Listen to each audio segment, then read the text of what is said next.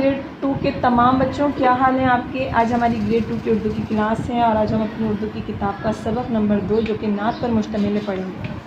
تو بچوں سب سے پہلے تو ہم یہ جاننے کی کوشش کریں گے کہ نعت کے معنی ہیں کیا، نعت کہا کس کو جاتا ہے۔ بچوں وہ اشعار یا وہ نظم جس میں ہم اپنے نبی کی تعریف بیان کرتے ہیں یا تعریف بیان کی جائے اس کو نعت کہا جاتا ہے، ٹھیک ہے۔ اور یہ مشہور زمانہ نعت جو ہے ایک بہت مشہور شاعر خواجہ الطاف حسین حالی نے لکھی ہے۔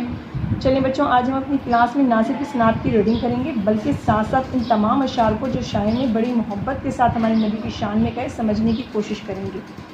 اس کا پہلا شعر ہے، وہ نبیوں میں رحمت لقب پانے والا، مراد غریبوں کی بر لانے والا۔ شاعر کہتے ہیں کہ ہمارے پیغمبر صلی اللہ علیہ وسلم جنہیں اللہ تعالیٰ نے تمام جہانوں کے لیے رحمت بنا کر بھیجا، اور قرآن میں فرمایا کہ ہم نے تمہیں تمام جہانوں کے لیے رحمت بنا کر بھیجا، وہ ایسے تھے کہ تمام پریشان لوگوں کی حد الامکان مدد فرماتے، غریبوں کی خواہشات کو پورا فرماتے، بحکم ربی ہر سائل کی مدد فرماتے تھے، ٹھیک ہے۔ اور نہ صرف آپ کو اس دنیا میں رہنے والے عام انسانوں کے لیے رحمت کا لقب دیا گیا کہ آپ ان کے لیے رحمت بن کر آئے، نہیں، آپ کو تمام نبیوں میں بھی رحمت کا لقب ملا۔ یہ ہمارے نبی صلی اللہ علیہ وسلم کی شان ہے، ٹھیک ہے۔ اس کا دوسرا شعر ہے، مصیبت میں غیروں کے کام آنے والا، وہ اپنے پرائے کا غم کھانے والا۔ ہمارے پیارے نبی صلی اللہ علیہ وسلم جب بھی کسی کو مصیبت میں دیکھتے، پریشانی میں دیکھتے تو وہ اس کی مدد کرتے تھے، یہ نہیں سوچتے تھے کہ وہ ان کا رشتہ دار ہے، ان کا اپنا ہے، ان کا دوست ہے، وہ مسلمان ہیں، کافر ہیں، ہندو ہیں، یہودی ہیں، کون ہے، ان کو اس سے غرض نہیں ہوتی تھی، وہ ہر کسی کی مدد کیا کرتے تھے اور ہر کسی کی پریشانی میں آپ پریشان ہو جایا کرتے تھے۔ کبھی یہ نہیں سوچا کہ یہ مسلمان نہیں ہے تو میں اس کی کیوں مدد کروں یا میں اس کی پریشانی میں، وہ ہر ایک کی پریشانی میں پریشان ہو جایا کرتے تھے، ہر انسان کی بھلائی کی فکر کرتے، کل انسانوں کی خیر چاہتے، انسانیت کا بھلا چاہتے، ہر مشکل میں ضرورت مندوں کی ہر ممکن مدد فرماتے، ٹھیک ہے بچوں۔ اس کا تیسرا شعر ہے، فقیروں کا ملجا، ضعیفوں کا ماوا۔ فقیر کہتے ہیں جس کے پاس کچھ بھی نہ ہو، ملجا کہتے ہیں پناہ گاہ کو، ضعیف کہتے ہیں کمزور ناتواں، ٹھیک ہے، ماوا کہتے ہیں ٹھکانہ یا گھر کو، صحیح ہے بچوں۔ غریبوں اور فقیروں کا ملجا، ضعیفوں کا ماوا۔ ہمارے پیارے نبی صلی اللہ علیہ وسلم مسکینوں کی پناہ گاہ، کمزوروں کا سہارا، یتیموں کو سنبھالنے والے، غلاموں کے مددگار تھے۔ ہر سوالی بلا جھجک آپ سے سوال کرتا، آپ اس کی داد رسی فرماتے۔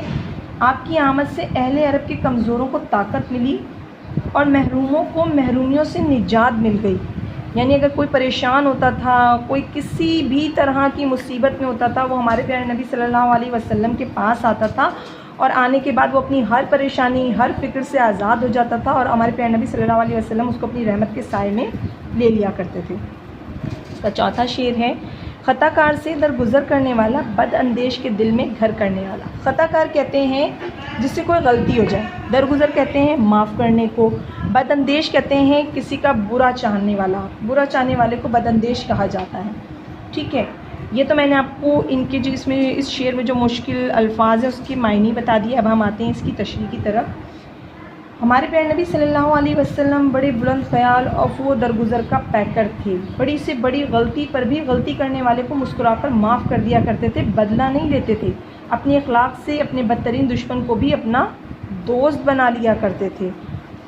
تمام کافر ہمارے پیارے نبی صلی اللہ علیہ وسلم کی سچائی پر بلا کہتے ہیں نا اندھا اعتماد جسے کہا جاتا ہے کیا کرتے تھے۔